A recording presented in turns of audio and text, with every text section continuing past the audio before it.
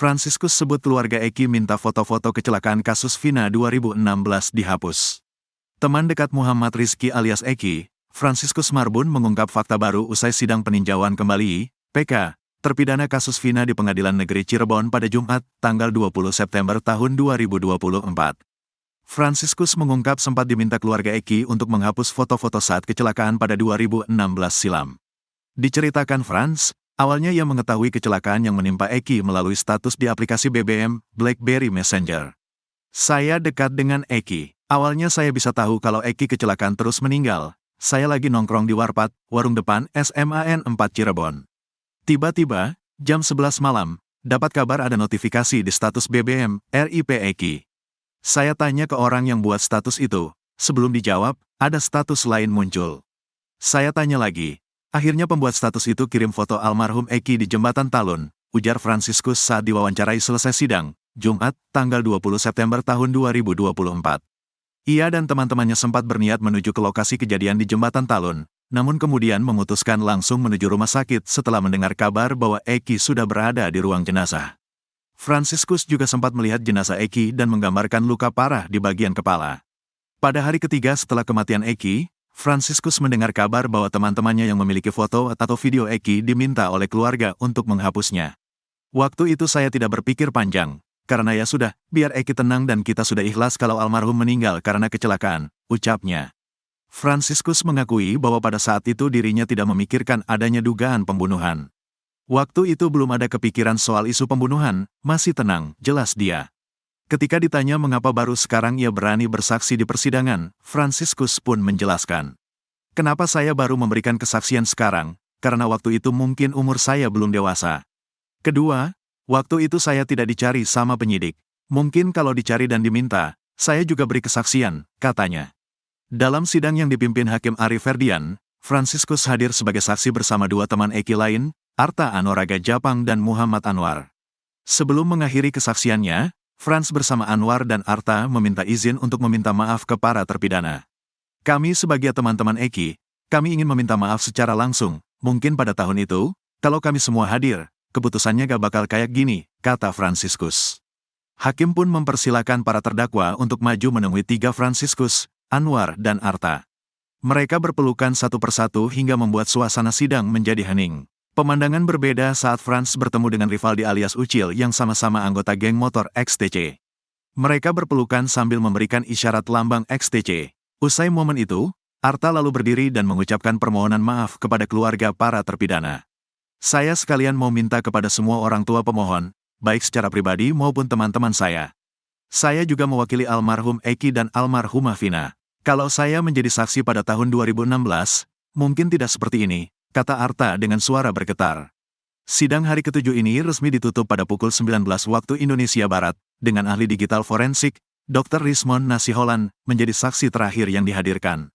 Total ada 6 saksi yang memberikan kesaksian dalam persidangan kali ini, termasuk Dedi Mulyadi, Arta, Anwar, Reza Indragiri, Franciscus dan Dr. Rismon Nasiholan.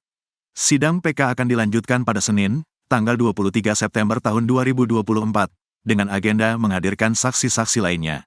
Ketua Majelis Hakim, Ari Ferdian, akan kembali memimpin jalannya sidang lanjutan tersebut. Renaldi tak gentar sebut Gugun dan Aris Papua penyiksanya. Terungkap alasan Renaldi berani mengungkap nama-nama polisi yang menyiksanya saat diperiksa di kasus Vina Cirebon pada tahun 2016 silam.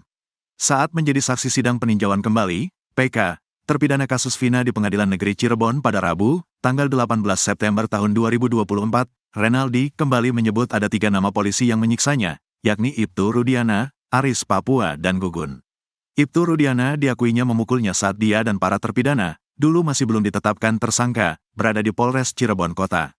Sementara Aris Papua dan Gugun Gumilar diakui paling kejam saat memukulnya di ruang pemeriksaan. Sebenarnya ada satu polisi sangat kejam yang memukulkan gembok ke kepalanya hingga darah mengucur, namun Aldi tidak mengingat namanya. Aldi mengaku tidak gentar mengungkap nama-nama polisi penyiksa ini. Hal itu beralasan karena posisinya saat ini sudah bebas, bukan tahanan yang diborgol seperti dulu. Enggak, gentar, lah, dulu saya dipukuli, diborgol. Sekarang sama-sama lepas. Bolehlah, kata Aldi dikutip dari tayangan Nusantara TV pada Kamis, tanggal 19 September tahun 2024.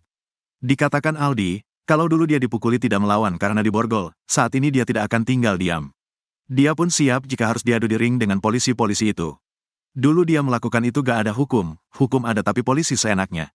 Sekarang berani, di atas ring juga, berani, katanya. Aldi mengungkap di persidangan itu dia tidak bisa menahan air mata karena rasa sakit yang dirasakan itu tidak bisa dilupakan. Bahkan sampai 1 bulan setelah penyiksaan di Polres Cirebon Kota, dia baru bisa berjalan. Kayak gak bisa membayangin, pasti air mata menetes, katanya. Saat melihat sang kakak Eka Sandi yang kini masih dipenjara karena pasang badan untuknya, Aldi mengaku tidak tega. Aldi mengungkap ingin sekali berkumpul kembali bersama Eka Sandi dan keluarganya. Saya rasa sedih, pengen ngumpul lagi, pengen bareng-bareng lagi sama keluarga. Ibaratnya ingat kampung halaman lah, katanya. Dia berharap sang kakak, Eka Sandi dan 6 terpidana lain yang masih dipenjara, bisa segera mendapat keadilan dan dibebaskan. Dia pun mengucap terima kasih kepada pengacara dan masyarakat Indonesia dan mendukung dan mengawal kasus ini. Terima kasih banyak buat pengacara, dulu gak ada.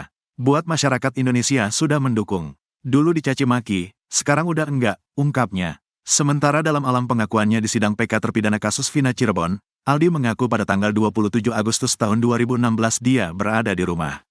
Dia sama sekali tidak tahu adanya peristiwa tewasnya Vina dan Eki di Jembatan Talun. Dia baru mengetahui hal itu saat ditangkap bersama Saka Tatal dan 7 orang lainnya oleh polisi unit narkoba Polres Cirebon Kota. Saat ditangkap itu dia sudah melihat kakaknya, Eka Sandi dan teman-temannya sudah dipukuli polisi dan dibawa masuk ke mobil. Di dalam mobil udah dipukuli pakai tangan, ditonjokin, ungkap Aldi di hadapan majelis hakim yang diketuai Ari Ferdian. Aldi mengungkap, saat masih di mobil Ibtu Rudiana tidak memukul. Ibtu Rudiana memukul saat para tersangka berada di Polres Cirebon Kota. Diterangkan Aldi, sesampai di halaman Polres dia dan teman-temannya diminta berjalan bebek sambil ditendang dan dipukuli oleh polisi di sana. Sampai ruang kanit sudah berdarah Pak, ungkapnya. Di ruangan kanit itu pemukulan semakin brutal. Dia juga ditendang dan terus dipaksa mengakui telah membunuh dan memerkosa Vina. Saya gak tahu-tahu, tapi terus saja dibilang, kamu membunuh dan memperkosa. Akhirnya dipukuli terus sampai remek, sampai malam, katanya. Sekira pukul 24 Aldi dan para tersangka lalu dibawa menuju ruang tahanan. Namun, ketika di depan ruang tahanan itu dia dibariskan dan dipukuli terus oleh polisi. Tak hanya pakai tangan, mereka juga dipukuli pakai gembok hingga berdarah. Ini bekasnya masih ada Pak, katanya. Untuk memastikan hal ini, kuasa hukum terpidana lalu meminta Aldi menunjukkan bekas lukanya di depan majelis hakim. Aldi pun menunjukkan bekas luka itu. Jaksa Agung didesak tindak jaksa yang dinilai menghina hakim. Tim kuasa hukum 6 terpidana kasus Vina Cirebon mendesak Jaksa Agung untuk menindak jaksa yang dianggap melontarkan pertanyaan menghina hakim dan pengadilan dalam sidang peninjauan kembali, PK, kasus Vina Cirebon, yang berlangsung pada Rabu, tanggal 18 September tahun 2024. Niholai Aprilindo, salah satu anggota tim kuasa hukum, mengungkapkan keberatannya atas pertanyaan jaksa yang mempertanyakan apakah saksi pernah dipukul oleh hakim. Menurutnya, tindakan tersebut tidak hanya tidak berdasar, tetapi juga melecehkan martabat pengadilan dan hakim yang menangani perkara tersebut. Menurut kami, jaksa penuntut umum atau jaksa sudah berkali-kali dari awal sidang yang lalu selalu mengungkapkan pertanyaan kepada saksi, apakah dipukul oleh hakim. Bagi kami, ketika melayangkan pertanyaan itu suatu penghinaan terhadap hakim dan pengadilan, ujar Niholai saat diwawancarai selepas sidang selesai sekira pukul 18.30 waktu Indonesia Barat, Rabu, tanggal 18 September tahun 2024. Ia menegaskan, tindakan jaksa yang terus-menerus menanyakan hal tersebut sangat tidak pantas karena tidak pernah ada kejadian pemukulan oleh hakim terhadap terdakwa atau saksi. Nah, tindakan jaksa tersebut selaku termohon sudah merupakan suatu penghinaan terhadap hakim maupun pengadilan, yaitu penghinaannya apa? Menanyakan kepada saksi, apakah pernah dipukul oleh hakim, ini penghinaan, ucapnya. Niholai meminta agar Jaksa Agung dan Jaksa Pengawas segera memanggil jaksa yang bersangkutan untuk memberikan klarifikasi terkait pernyataan tersebut. Ia berharap agar institusi kejaksaan tidak tercemar oleh tindakan yang dinilainya tidak profesional itu. Saya minta kepada Pak Alim Kartono, Jaksa Pengawas selaku kawan saya, panggil jaksa tersebut minta klarifikasi atas ucapannya. Jangan menodai institusi kejaksaan dengan cara-cara seperti itu, jelas dia. Pertanyaan yang memicu polemik tersebut dilontarkan oleh Jaksa Jati saat tim kuasa hukum menghadirkan saksi fakta bernama Reynaldi, adik dari salah satu terpidana, Eka Sandi, dalam sidang lanjutan PK. Majelis hakim yang memimpin sidang sempat menegur tindakan serupa saat saksi lain, Saka Tatal, juga mendapat pertanyaan yang sama dari jaksa tersebut di sidang sebelumnya. Keberatan yang dilayangkan tim kuasa hukum bukan hanya soal penghinaan terhadap majelis hakim, tetapi juga karena pertanyaan itu dianggap berulang kali tidak relevan dan tidak etis dalam persidangan.